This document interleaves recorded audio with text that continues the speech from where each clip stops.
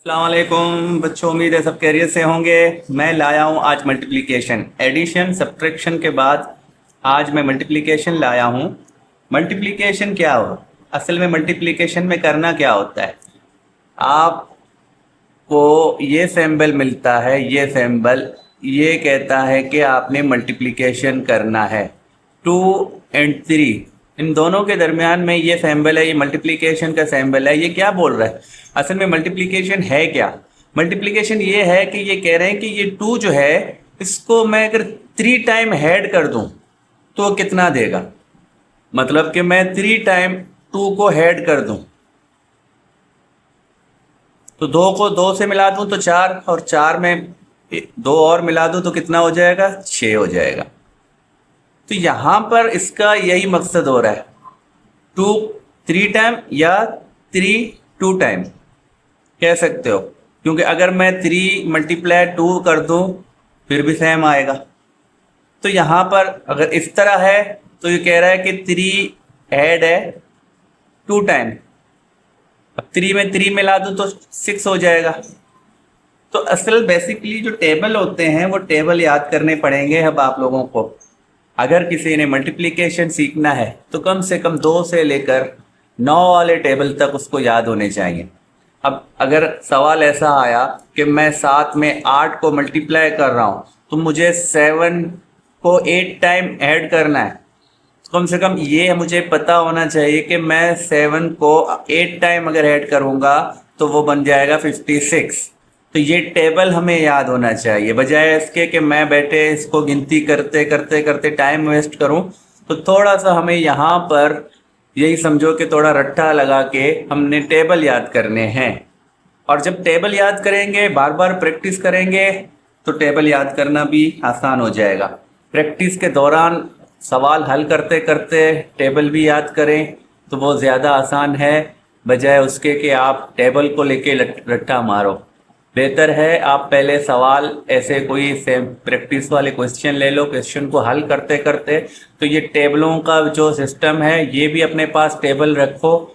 तो आप अगर प्रैक्टिस करते करते टेबल देखते देखते उसको डालते जाओगे जो भी आ रहा होगा तो वो टेबल आपको खुद ब खुद याद भी हो जाएंगे। तो अब बढ़ते हैं सवाल की तरफ कि मल्टीप्लिकेशन में अगर सिंगल डिजिट वाले सवाल आएंगे तो डिजिट सिंगल वाले क्या होगा। मैं एक सवाल देता हूं कि मल्टीप्लाई बाय 3। अब 545 को मैं 3 टाइम मतलब के ऐड कर रहा हूं। 545 को 3 से क्या कर रहा हूं, 3 से क्या कर रहा हूं, मल्टीप्लाई कर रहा हूं। मतलब क्या हो रहा है, वही 545 को मैं 3 दफा लिख के उनको ऐड करूंगा। तो जिस तरह इनको ऐड करेंगे जो रिप्लाई आएगा या जो आंसर आएगा वो इसको मल्टीप्लाई करने से भी आएगा।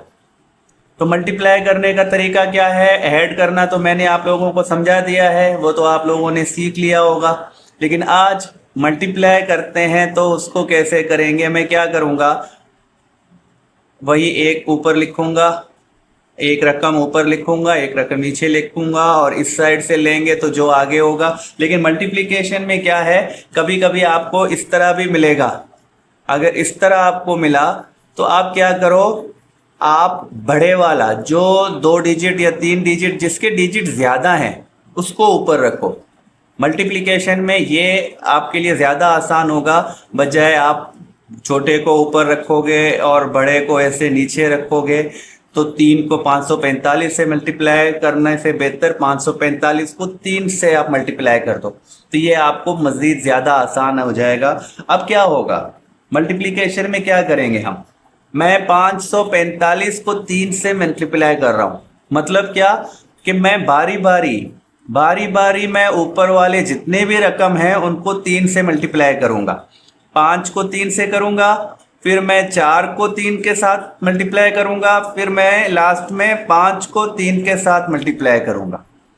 जो नीचे मुझे 3 मिला है मैं 545 को 3 टाइम मल्टीप्लाई कर रहा हूँ, मतलब 3 से मल्टीप्लाई कर रहा हूँ 545 को। तो मैं क्या करूँगा, ऊपर जितने भी डिजिट हैं वो बारी बारी जितने भी इनसे आएंगे वो बारी बारी हमने 3 से मल्टीप्लाई करने हैं। पहले मैं 5 को 3 के साथ अगर मल्टीप्लाई कर दूं तो टेबल याद है, या 3 दफ़ा 5 को आप प्लस कर दो तो 15 हो जाएगा।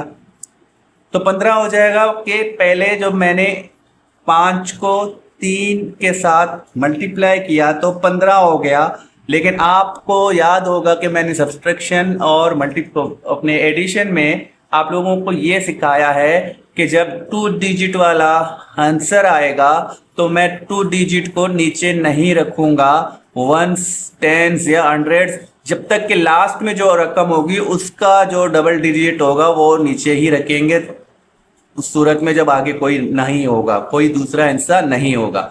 लेकिन जो कि यहाँ पर अभी आगे डिजिट मौजूद है तो यहाँ भी वही काम करना होगा जिस तरह हमने प्लस में करा था। अब 15 आंसर आ गया है तो मैं क्या करूँगा, इस 5 को इधर ही रखूँगा और इसका जो 1 है वो नेक्स्ट टेबल के हिसाब से नेक्स्ट में जाएगा जिसकी भी बारी आ रही है। 5 के बाद बारी 4 की आ रही है तो यहाँ से जो 5 वाले का 15 आया था वो 1 जो बचा है वो 4 के ऊपर मैंने रख दिया। अब मैं क्या करूँगा, मैं 4 को 3 के साथ मल्टीप्लाई करूँगा। 4 को 3 के साथ मल्टीप्लाई मतलब कि आप 4 को 3 दफ़ा ऐड कर दो, 4 4 8 और 12। मैं तो अभी आपको ऐड करके समझा रहा हूँ, लेकिन असल में आप लोगों ने अब टेबल याद करने हैं। जितने आसानी आपको टेबल याद करने के बाद होगी उतना ये ऐड करने से नहीं होगा। कोशिश करो, आपने 2 से लेकर 9 तक के टेबल याद करने होंगे जब मल्टीप्लिकेशन आपने सीखना है। तो अब 4 को 3 से मल्टीप्लाई करूंगा तो 12 आएगा, और 12 के जो 12 आया हुआ है, अब ये जो 1 आया था इधर से, ये हमने 12 में प्लस करना है, हमने 12 में प्लस करके 13 करना है। तो पहले क्या करा मैंने, 4 को 3 के साथ मल्टीप्लाई करा, 12 आया, 12 में ये 1 ऐड करेंगे जो ऊपर आया था। जो एडिशन में भी हम उस 1 को उस लाइन में अपने वाले कॉलम के हिसाब से उसको ऐड करते थे, जितने भी नंबर डिजिट होते थे उसमें वो भी ऐड हो जाता था। तो यहाँ पर मल्टीप्लिकेशन में भी यही है। अब 12 आया इन दोनों का मल्टीप्लाई, उसके बाद मैंने 12 में 1 मिला दिया 13। अब 13 भी 2 डिजिट है, अब आगे 5 रखा हुआ है तो 13 का जो 1 है वो भी 5 के ऊपर जाएगा। अब 5 को मैं 3 से मल्टीप्लाई करूंगा तो 5 को 3 दफ़ा, वही काम, 5 को 3 दफ़ा पहले भी कर चुके थे 15, अब भी 15 होगा।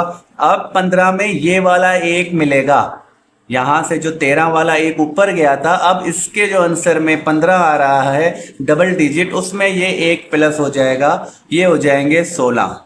तो ये हो जाएगा इसका आंसर।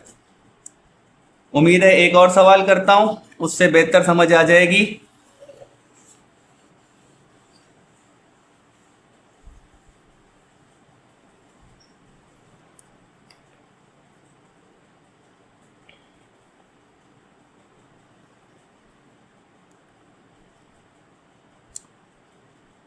अच्छा बच्चों, ये सवाल, अब यहाँ पर 4 डिजिट वाले सवाल को, 4 डिजिट वाले रकम को मैं सिंगल डिजिट के 7 से मल्टीप्लाई कर रहा हूँ।